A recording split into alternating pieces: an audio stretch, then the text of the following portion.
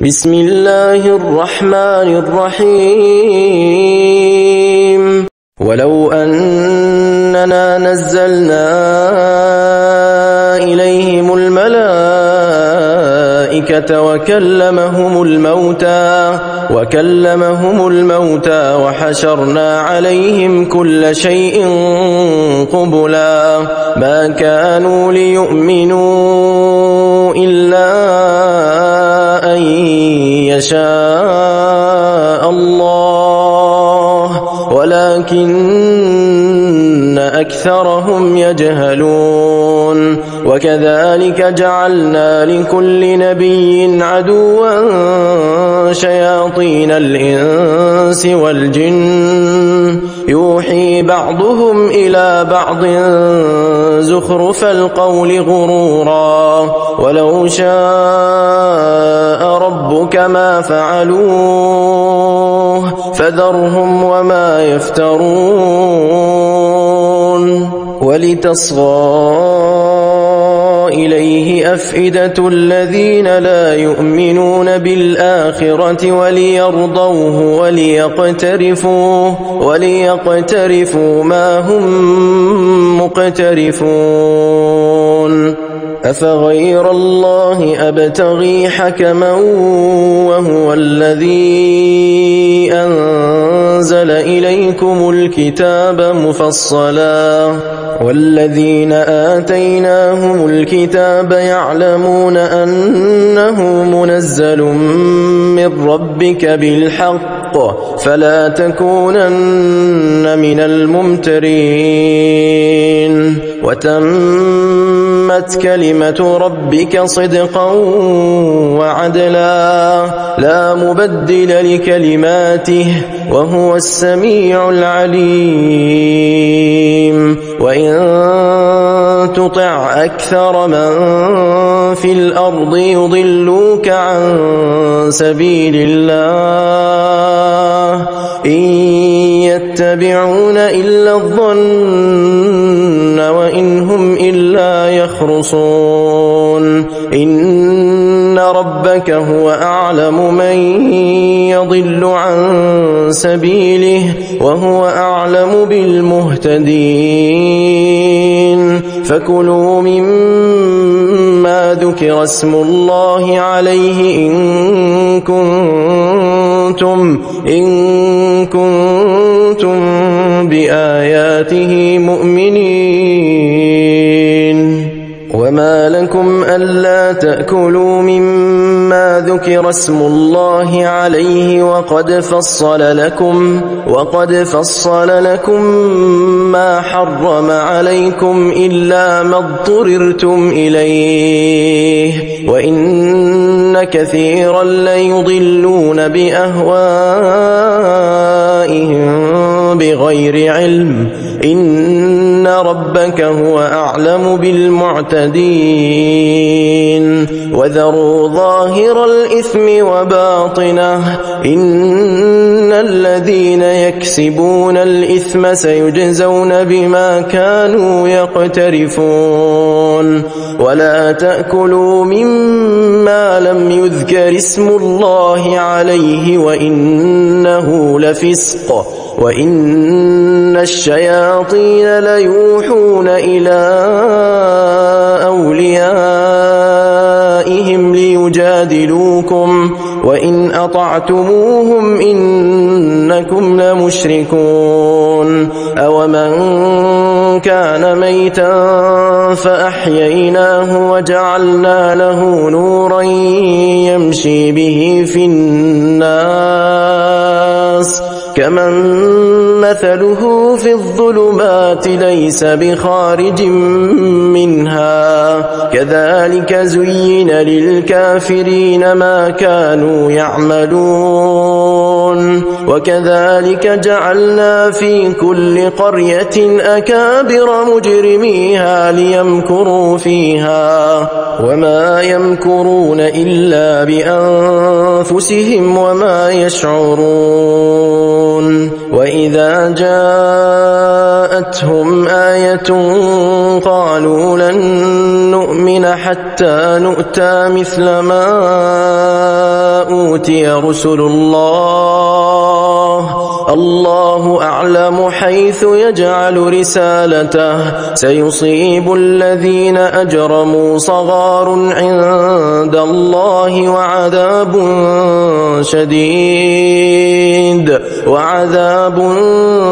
شديد بما كانوا يمكرون فمن يرد الله أن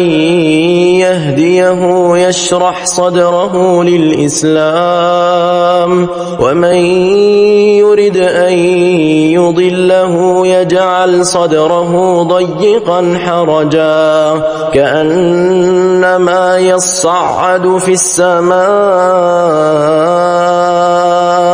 كذلك يجعل الله الرجس على الذين لا يؤمنون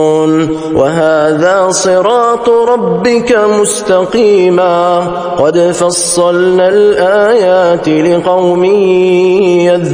يذكرون لهم دار السلام عند ربهم وهو وليهم بما كانوا يعملون ويوم يحشرهم جميعا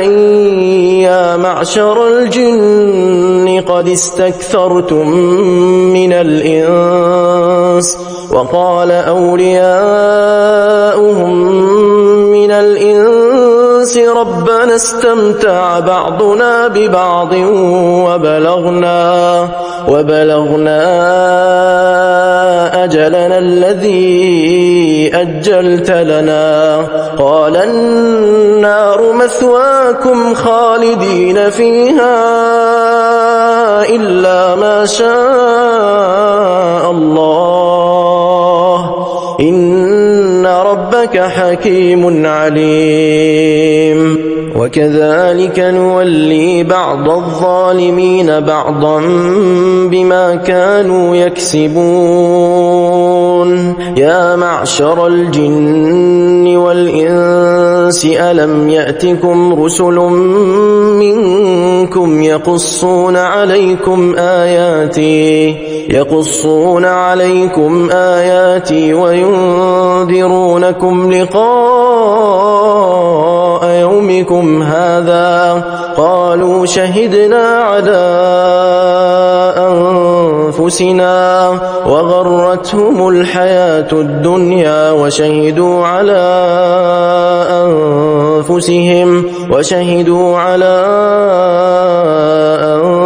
أنفسهم أنهم كانوا كافرين ذلك أن لم يكن ربك مهلك القرى بظلم وأهلها غافلون ولكل درجات مما عملوا وما ربك بغافل عما يعملون وربك الغني ذو الرحمة إن يشأ يذهبكم ويستخلف من بعدكم ما يشاء كما أنشأكم من ذرية قوم آخرين إنما توعدون لآت وما أنتم بمعجزين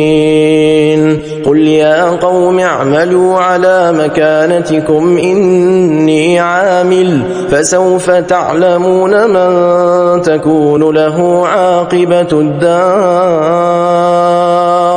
إنه لا يفلح الظالمون وجعلوا لله مما ذرأ من الحرث والأنعام نصيبا فقالوا هذا لله بزعمهم وهذا لشركائنا فما كان لشركائهم فلا يصل إلى الله وما كان لله فهو يصل إلى شركائهم ساء ما يحكمون وكذلك زين لكثير من المشركين قتل أولادهم شركاؤهم ليردوهم وليلبسوا عليهم دينهم ولو شاء الله ما فعلوه فذرهم وما يفترون وقالوا هذه أنعام وحرث حجر لا يطعمها إلا من نشاء بزعمهم وأنعام حرمت ظهورها وأنعام لا يذكرون اسم الله عليها افتراء عليه سيجزيهم بما كانوا يفترون وقالوا ما في بطون هذه الأنعام خالصة لذكورنا ومحرم على أزواجنا وإن يكن ميتة فهم فيه شركاء سيجزيهم وصفهم إنه حكيم عليم قد خسر الذين قتلوا أولادهم سفها بغير علم وحرموا ما رزقهم الله افتراء على الله قد ضلوا وما كانوا مهتدين وهو الذي أنشأ جنات معروشات وغير معروشات والنخل والزرع مختلفا أكله والزيتون والرمان متشابها وغير متشابه كلوا من ثمره إذا أثمر وآتوا حقه يوم حصاده ولا تسرفوا إنه لا يحب المسرفين ومن الأنعام حمولة وفرشا كلوا مما رزقكم الله ولا تتبعوا خطوات الشيطان إنه لكم عدو مبين 8 أزواج من الضأن 2 ومن المعز 2 قل أذكرين حرم أم الأنثيين أما اشتملت عليه أرحام الأنثيين نبئوني بعلم إن كنتم صادقين ومن الإبل 2 ومن البقر 2 قل أذكرين حرم أم الأنثيين أما اشتملت عليه أرحام الأنثيين أم كنتم شهداء إذ وصاكم الله بهذا فمن أظلم ممن افترى على الله كذبا ليضل الناس بغير علم إن الله لا يهدي القوم الظالمين قل لا أجد فيما أوحي إلي محرما على طاعم يطعمه إلا أن يكون ميتة أو دما مسفوحا أو لحم خنزير فإنه رجس أو فسقا أهل لغير الله به، فمن اضطر غير باغ ولا عاد فإن ربك غفور رحيم. وعلى الذين هادوا حرمنا كل ذي ظفر، ومن البقر والغنم حرمنا عليهم شحومهما إلا ما حملت ظهورهما أو الحوايا أو ما اختلط بعظم، ذلك جزيناهم ببغيهم وإنا لصادقون. فإن كذبوك فقل ربكم ذو رحمة واسعة ولا يرد بأسه عن القوم المجرمين. سيقول الذين أشركوا لو شاء الله ما أشركنا ولا آباؤنا ولا حرمنا من شيء، كذلك كذب الذين من قبلهم حتى ذاقوا بأسنا. قل هل عندكم من علم فتخرجوه لنا؟ إن تتبعون إلا الظن وإن أنتم إلا تخرصون. قل فلله الحجة البالغة، فلو شاء لهداكم أجمعين. قل هلم شهداءكم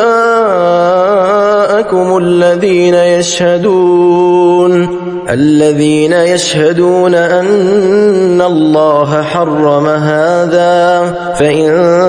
شهدوا فلا تشهد معهم ولا تتبع أهواء الذين كذبوا بآياتنا والذين لا يؤمنون بالآخرة وهم بربهم يعدلون. قل تعالوا أتل ما حرم ربكم عليكم ألا تشركوا به شيئا وبالوالدين إحسانا ولا تقتلوا أولادكم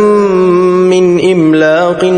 نحن نرزقكم وإياهم ولا تقربوا الفواحش ما ظهر منها وما بطن ولا تقتلوا النفس التي حرم الله إلا بالحق ذلكم وصاكم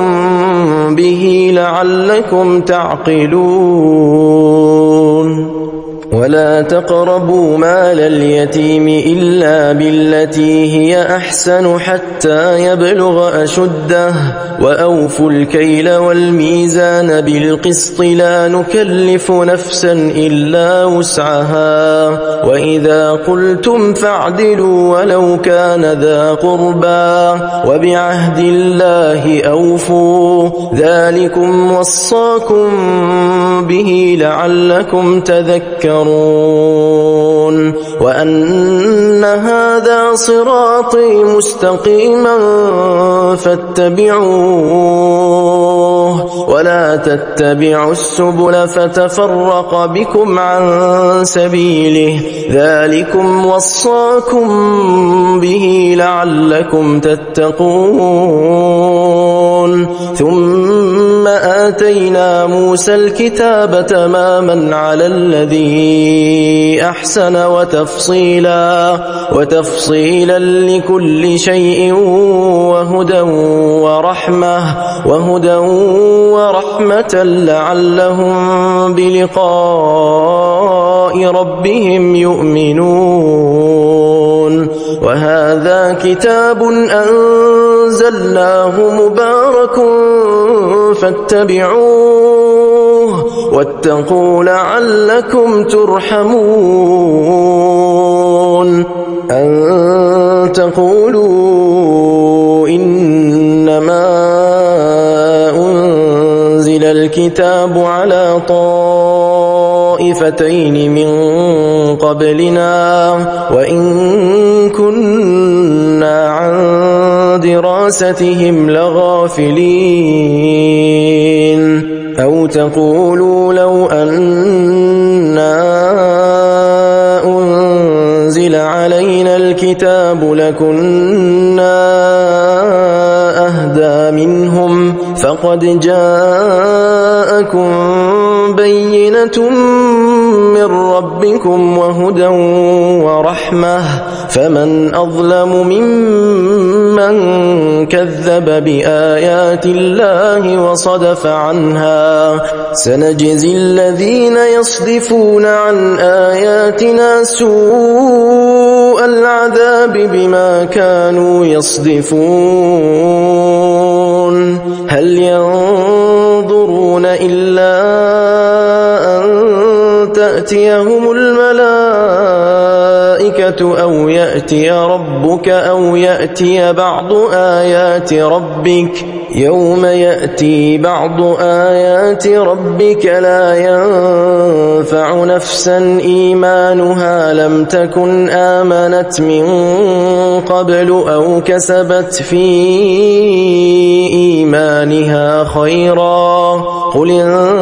انتظروا إنا منتظرون إن الذين فرقوا دينهم وكانوا شيعا لست منهم في شيء إنما أمرهم إلى الله ثم ينبئهم بما كانوا يفعلون من جاء بالحسنة فله عشر أمثالها ومن جاء بالسيئة فلا يجزى إلا مثلها وهم لا يظلمون قل إنني هداني ربي إلى صراط مستقيم دينا قيما ملة إبراهيم حنيفا وما كان من المشركين قل إن صلاتي ونسكي ومحياي ومماتي لله رب العالمين لا شريك له وبذلك أمرت وأنا أول المسلمين قل أغير الله أبغي ربا وهو رب كل شيء ولا تكسب كل نفس إلا عليها ولا تزر وازرة وزر أخرى ثم إلى ربكم مرجعكم فينبئكم بما كنتم فيه تختلفون وهو الذي جعلكم خلائف الأرض ورفع بعضكم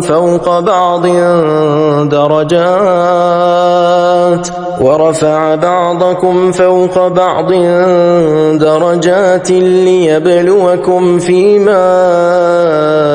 آتاكم إن ربك سريع العقاب وإنه لغفور رحيم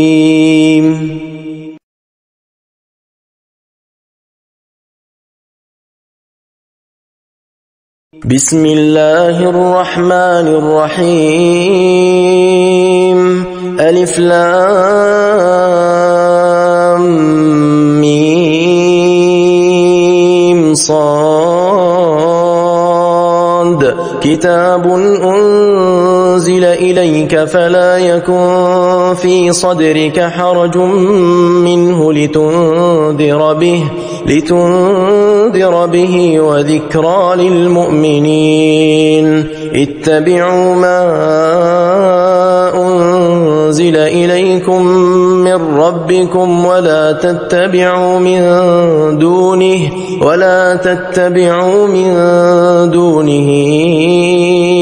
أولياء قليلا ما تذكرون وكم من قرية أهلكناها فجاءها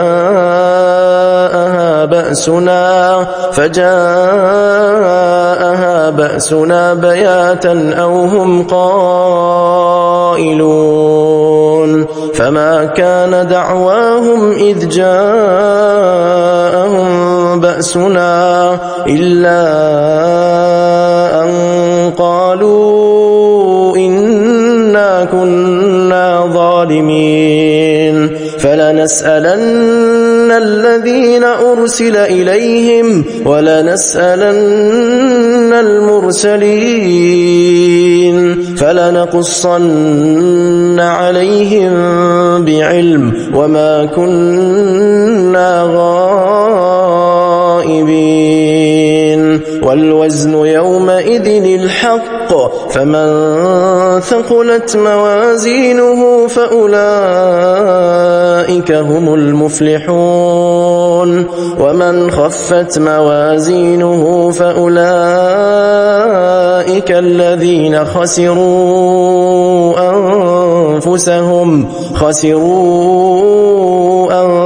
أنفسهم بما كانوا بآياتنا يظلمون ولقد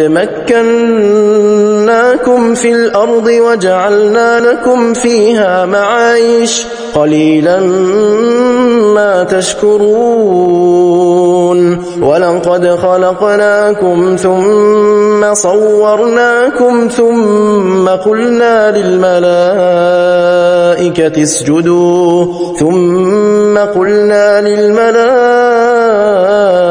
اسجدوا لآدم فسجدوا إلا إبليس لم يكن من الساجدين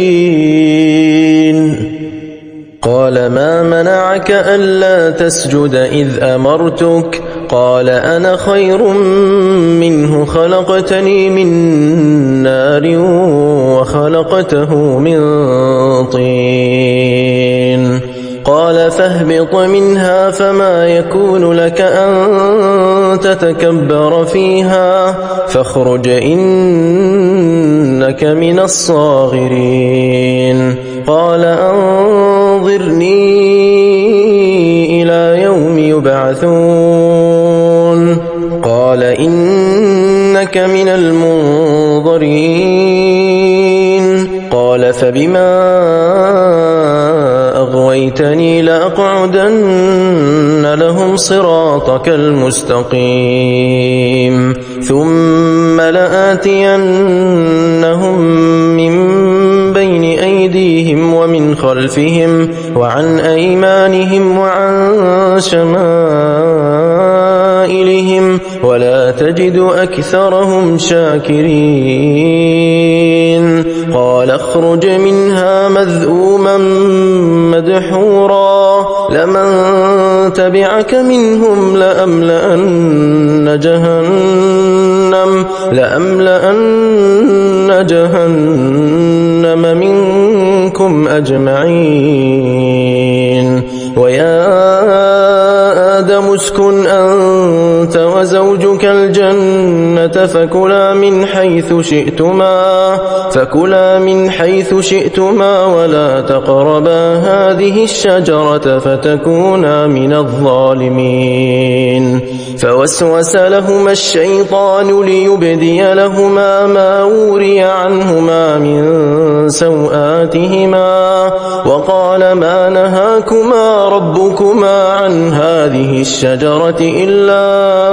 أن تكونا ملكين أو تكونا من الخالدين وقاسمهما إني لكما لمن الناصحين فدلاهما بغرور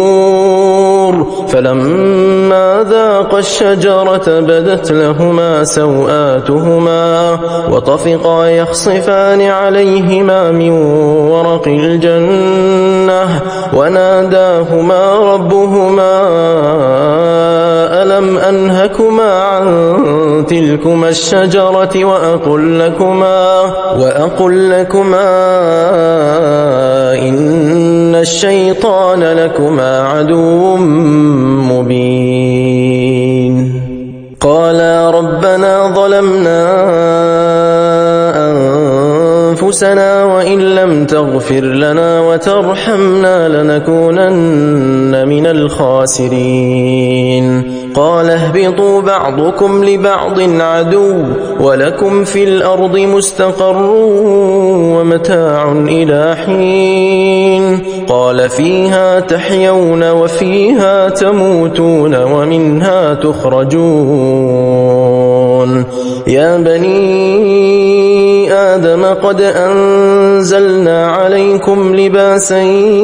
يواري سوآتكم وريشا ولباس التقوى ذلك خير. ذلك من آيات الله لعلهم يذكرون. يا بني آدم لا يفتننكم الشيطان كما أخرج أبويكم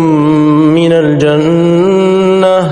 ينزع عنهما لباسهما ليريهما سوآتهما إنه يراكم هو وقبيله من حيث لا ترونهم إنا جعلنا الشياطين أولياء للذين لا يؤمنون. وإذا فعلوا فاحشة قالوا وجدنا عليها آباءنا والله أمرنا بها. قل إن الله لا يأمر بالفحشاء أتقولون على الله ما لا تعلمون. قل أمر ربي بالقسط وأقيموا وجوهكم عند كل مسجد وادعوه مخلصين له الدين كما بدأكم تعودون. فريقا هدى وفريقا حق عليهم الضلالة إنهم اتخذوا الشياطين أولياء من دون الله ويحسبون أنهم مهتدون. يا بني آدم خذوا زينتكم عند كل مسجد وكلوا واشربوا ولا تسرفوا إنه لا يحب المسرفين. قل من حرم زينة الله التي أخرج لعباده والطيبات من الرزق قل هي للذين آمنوا في الحياة الدنيا خالصة يوم القيامة كذلك نفصل الآيات لقوم يعلمون. قل إنما حرم ربي الفواحش ما ظهر منها وما بطن والإثم والبغي بغير الحق وأن تشركوا بالله ما لم ينزل به سلطانا وأن تقولوا على الله ما لا تعلمون.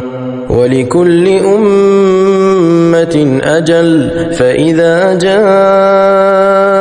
أجلهم لا يستأخرون ساعة ولا يستقدمون. يا بني آدم إما يأتينكم رسل منكم يقصون عليكم آياتي فمن اتقى وأصلح فلا خوف عليهم ولا هم يحزنون. والذين كذبوا بآياتنا واستكبروا عنها أولئك أصحاب النار هم فيها خالدون. فمن أظلم ممن افترى على الله كذبا أو كذب بآياته أولئك أولئك ينالهم نصيبهم من الكتاب حتى إذا جاءتهم رسلنا يتوفونهم قالوا أين ما كنتم تدعون من دون الله قالوا ضلوا عنا وشهدوا على أنفسهم أنهم كانوا كافرين قال ادخلوا في قد خلت من قبلكم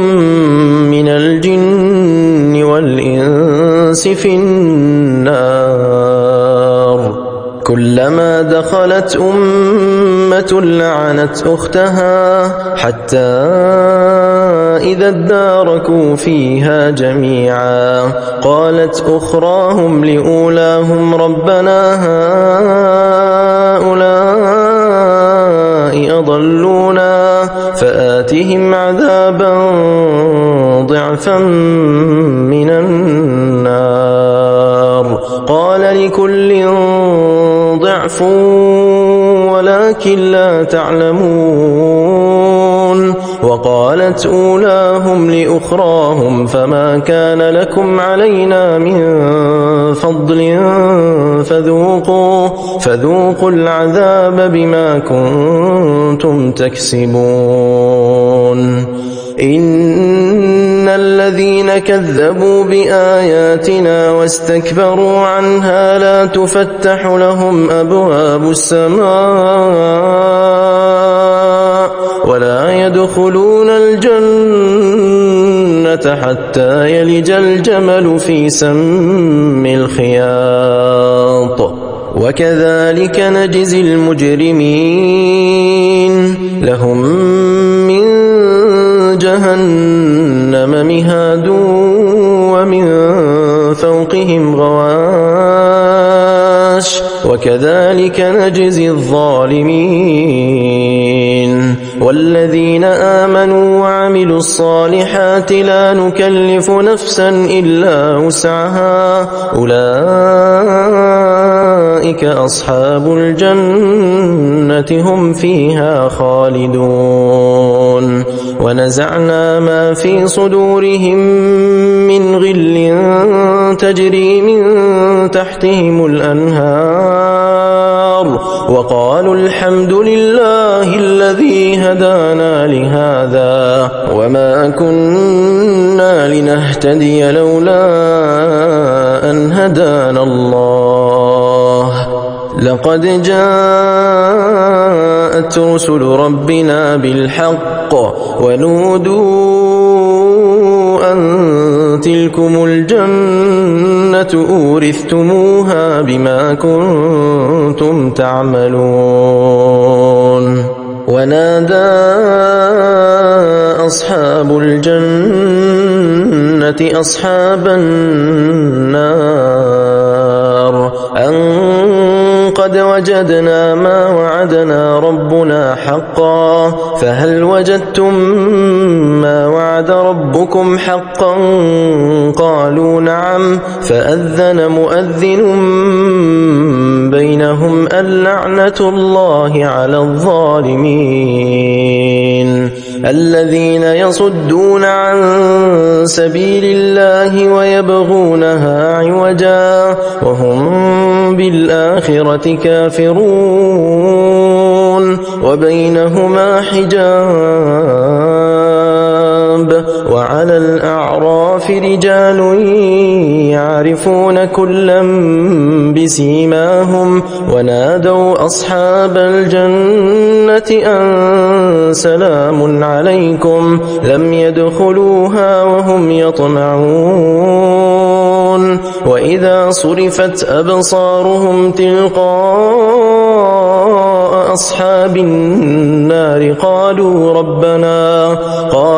ربنا لا تجعلنا مع القوم الظالمين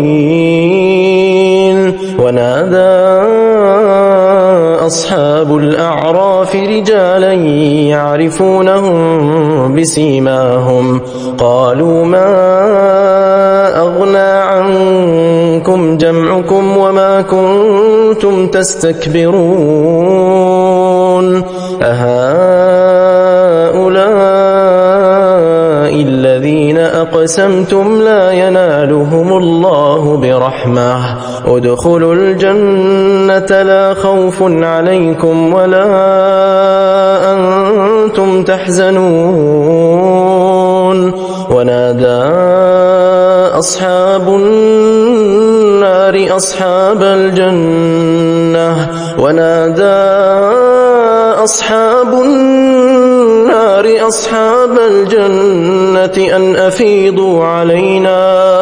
أن أفيضوا علينا من الماء أو مما رزقكم الله قالوا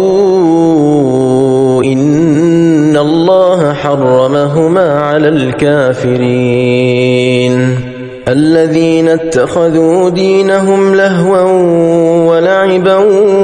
وغرتهم الحياة الدنيا فاليوم ننساهم كما نسوا لقاء يومهم هذا وما كانوا بآياتنا يجحدون ولقد جئناهم بكتاب فصلناه على علم هدى ورحمة لقوم يؤمنون هل ينظرون إلا تأويله يوم يأتي تأويله يقول الذين نسوه من قبل قد جاءت رسل ربنا بالحق فهل لنا من شفعاء فيشفعوا لنا أو نرد فنعمل غير الذي كنا نعمل قد خسروا أنفسهم وضل عنهم ما كانوا يفترون إن ربكم الله الذي خلق السماوات والأرض في 6 أيام ثم استوى على العرش يغشي الليل النهار يطلبه حثيثا والشمس والقمر والنجوم مسخرات بأمره ألا له الخلق والأمر تبارك الله رب العالمين ادعوا ربكم تضرعا وخفية إنه لا يحب المعتدين ولا تفسدوا في الأرض بعد إصلاحها وادعوه خوفا وطمعا إن رحمة الله قريب من المحسنين وهو الذي يرسل الرياح بشرا بين يدي رحمته حتى إذا أقلت سحابا ثقالا سقناه لبلد ميت فأنزلنا به الماء فأخرجنا به من كل الثمرات كذلك نخرج الموتى لعلكم تذكرون والبلد الطيب يخرج نباته بإذن ربه والذي خبث لا يخرج إلا نكدا كذلك نصرف الآيات لقوم يشكرون لقد أرسلنا نوحا إلى قومه فقال يا قوم اعبدوا الله ما لكم من إله غيره إني أخاف عليكم عذاب يوم عظيم قال الملأ من قومه إنا لنراك في ضلال مبين قال يا قوم ليس بي ضلالة ولكني رسول من رب العالمين أبلغكم رسالات ربي وأنصح لكم وأعلم من الله ما لا تعلمون أوعجبتم أن جاءكم ذكر من ربكم على رجل منكم لينذركم ولتتقوا ولعلكم ترحمون فكذبوه فأنجيناه والذين معه في الفلك وأغرقنا الذين كذبوا بآياتنا إنهم كانوا قوما عمين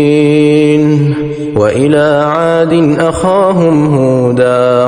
قال يا قوم اعبدوا الله ما لكم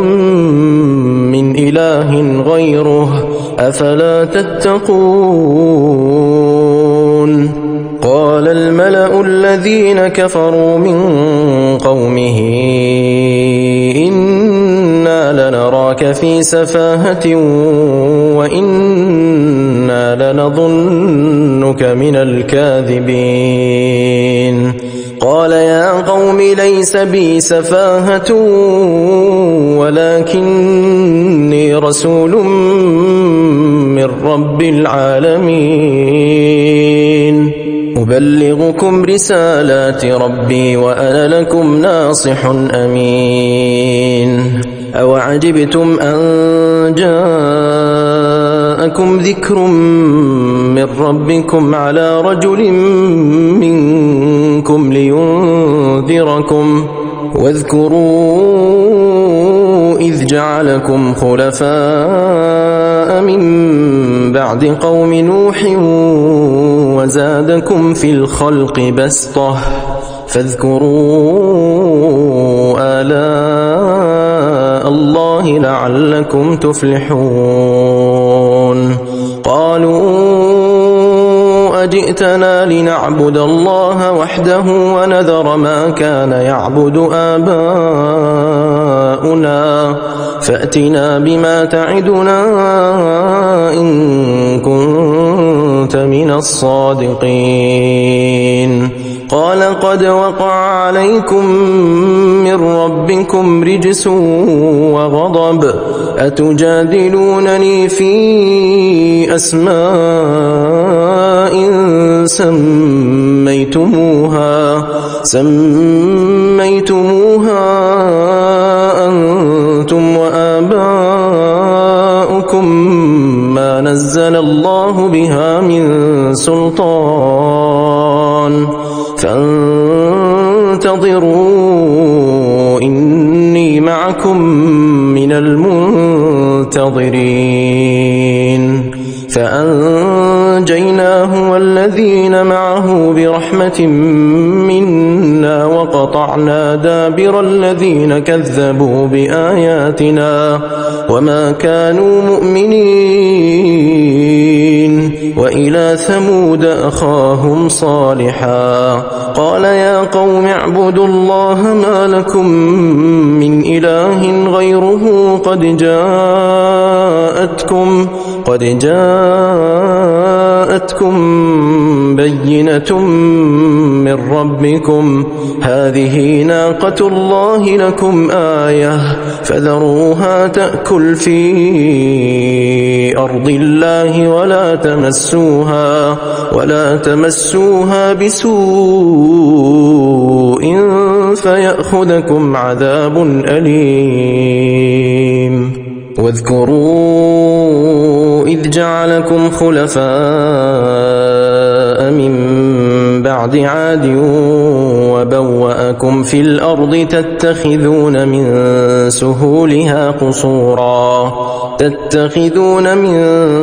سهولها قصورا وتنحتون الجبال بيوتا فاذكروا آلاء الله ولا تعثوا في الأرض مفسدين قال الملأ الذين استكبروا من قومه للذين استضعفوا لمن آمن منهم أتعلمون أن صالحا مرسل من ربه قالوا إنا بما أرسل به مؤمنون قال الذين استكبروا إنا بالذي آمنتم به كافرون فعقروا الناقة وعتوا عن أمر ربهم وقالوا يا صالح ائتنا بما تعدنا إن كنت من المرسلين فأخذتهم الرجفة فأصبحوا في دارهم جاثمين فتولى عنهم وقال يا قوم لقد أبلغتكم رسالة ربي ونصحت لكم ولكن لا تحبون الناصحين ولوطا إذ قال لقومه أتأتون الفاحشة ما سبقكم بها من أحد من العالمين إنكم لتأتون الرجال شهوة من دون النساء بل أنتم قوم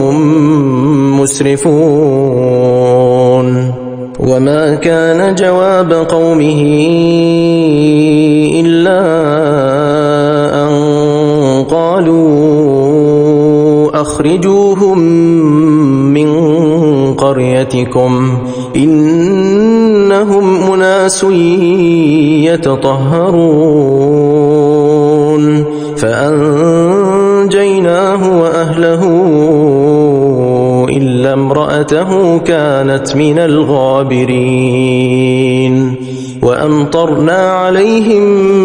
مطرا فانظر كيف كان عاقبة المجرمين وإلى مدين أخاهم شعيبا قال يا قوم اعبدوا الله ما لكم من إله غيره قد جاءتكم بينة من ربكم فأوفوا الكيل والميزان ولا تبخسوا الناس أشياءهم ولا تفسدوا في الأرض بعد إصلاحها ذلكم خير لكم إن كنتم مؤمنين ولا تقعدوا بكل صراط توعدون وتصدون عن سبيل الله من آمن به وتبغونها عوجا واذكروا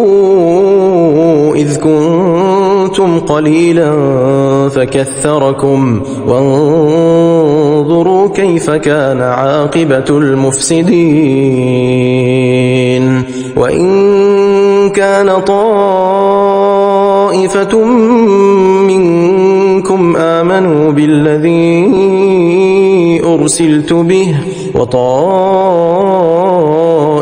لم يؤمنوا فاصبروا حتى يحكم الله بيننا وهو خير الحاكمين